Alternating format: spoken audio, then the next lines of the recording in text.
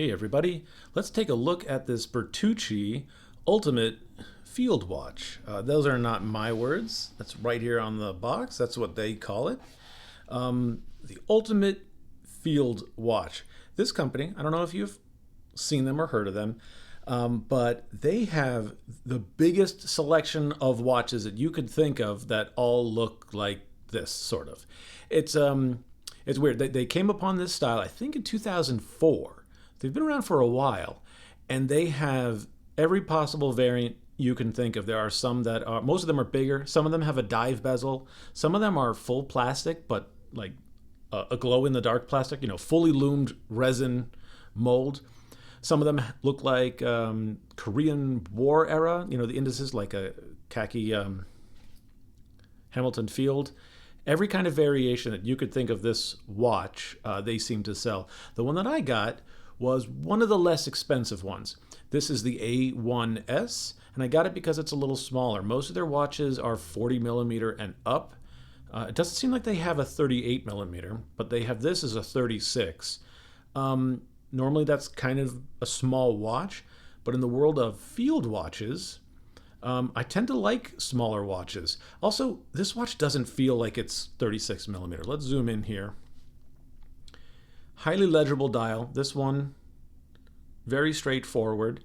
The watch that I think they started with, the one that their claim to fame, it was not only 40 millimeter, but it's a titanium watch. That's the A2T. I think that was their first. If not, it's their most popular. This is a steel watch. Let's skip right to it. Their claim to fame, or maybe the thing that makes these pretty notable in my opinion, is their fixed lugs. Now, nowadays, there's a couple of companies that sell watches with fixed lugs. I'm destroying these. CWC, pretty much all their watches are fixed lugs. Of course, Tudor has their FXD Pelagos, but that's when we're not using spring bars, when we have just one contiguous piece of steel here, which means you can't put a standard strap on this. You have to use a pass-through strap. But the straps that come with Bertucci watches are absolutely solid. That is tough. I can't imagine, this is, you could own this for life. This is never wearing. A lot of brands come with cheap straps. This company, they sell their straps separately, and they're quality. Like even this extra stitching at the end. I've heard these called Zulu straps, but super high quality. The crown is offset at 4 o'clock to get out of the way. Simple. I think these are simple Miyota quartz movements. Maybe it says Bertucci A1S case, Japan movement. Yeah, that's going to be a Miyota. Solid stainless steel, and even list the battery on the back. 100 meters of water resistance.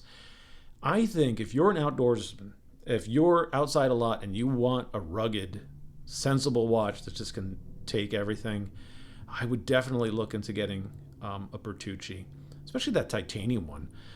What did I spend on this? I think this was just $100. Nothing too crazy. And as I said, I got it because it was a little cheaper. This model does not have sapphire. Most of their watches do. I don't think it really matters. It's kind of inset inside of this bezel. You see it sits proud. So in my experience, that does tend to really help things. I thought I would just have some other field watches here just to kind of compare sizes to. These are both 36 millimeter watches. So when I said it doesn't feel as small as 36, 35 and a half, 36, let's see. It's pretty much the same size there. It just feels more substantial. And of course, I'll keep on mentioning, they have many larger sizes. 45 that way, and the thickness, just 10 millimeter. Well, I think this is significantly less, yeah. So 10 millimeter thick, 36 millimeter watch. I think it's incredibly readable.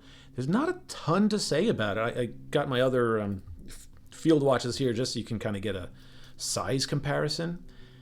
The way I'm kind of thinking about this is, if you're a watch collector or you want something with a ton of history, and maybe something a little dressy, a little special. I don't know if Bertucci is that company, but actually, I think if you want to actually wear the watch and you're not into G-Shocks, I have a lot of G-Shocks. I tend to wear those outdoor, and I'm smudging that. Yeah, I don't think you can go wrong. You really have to go to their website and take a look at what they offer. They have everything you could imagine. If I'm not mistaken, so Bertucci watches as like the company page, but then the page you buy these from is something like theultimatefieldwatch.com. Maybe I'll provide a link down below. Not a ton of other things to say other than I'm just very impressed with the quality of this thing. I bought it on a whim. Oh, right. They have aluminum watches now. Super lightweight aluminum watches. They have full resin watches. Those are their least expensive models. Aluminum, man. No one's doing aluminum. You do have to use a pass-through strap, but that's never going to break. The strap is never going to fall off. Let's turn off the lights, take a look at the loom, and that's that. Let's put the strap back on here. Oh, I did want to mention, most watches that use a pass-through strap, you wind up taking the strap and it really kind of wraps up and down around the watch because it's not made for it. But this watch, you can tell these lugs, they curve way down so that putting that strap through doesn't, you can see the strap right now isn't under a ton of tension. It goes down a little bit, it goes up a little over those lugs. So it just makes it very comfortable in my experience. All right, let's kill the lights. And let's adjust that contrast to match what I'm seeing with my eye. Yep, this is what the real world looks like to me. And let's take a look here. I got a new battery in my UV pen to really let this glow. And there we go. So the numerals themselves are not lit up, just the indices. There's a little bit of lume on the seconds hand, and the hour and minute hand are fully loomed. And I just think that's a very, very attractive watch. Let me put it on the wrist one last time, just so you can kind of see what that looks like.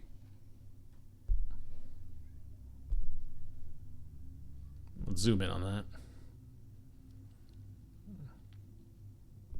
Yeah, really, really cool. If you actually go outside, I don't know, you fish, you hike, definitely take a look at this. And don't be afraid of getting the 36. I know that kind of some people are pro smaller sizes now, some people not so.